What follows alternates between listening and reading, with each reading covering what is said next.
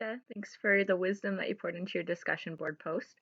I really agree with the first statement by Collins that our worldview can affect our perspective and actions.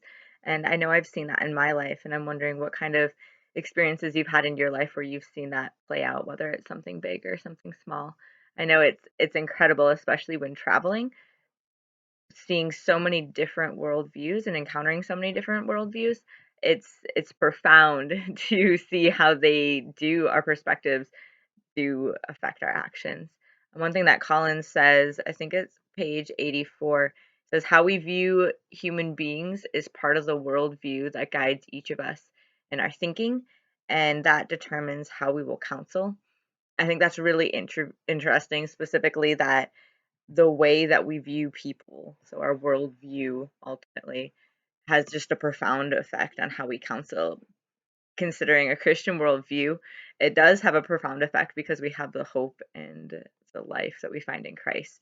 And then I really do admire how you go on to share about your worldview and about your beliefs. And one thing that I especially appreciate is your desire to grow deeper in your relationship with God, and that specifically being a key point in how you will expand your worldview. I really do admire that, and I think that that's a really important piece.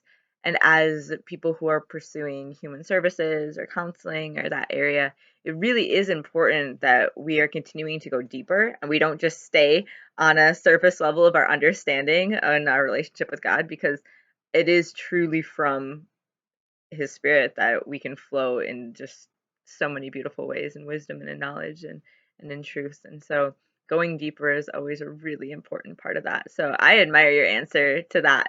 That's very admirable. At the beginning, you also shared about how Collins on page 15 was talking about how a well-rounded and useful worldview deals with five major topics. And I also, in my discussion board post, went over these five specific topics. And I was curious, out of those five topics, if there is something that you would add, because it says at least five major topics. So I could see this being a very, very long list of things that equal our worldview.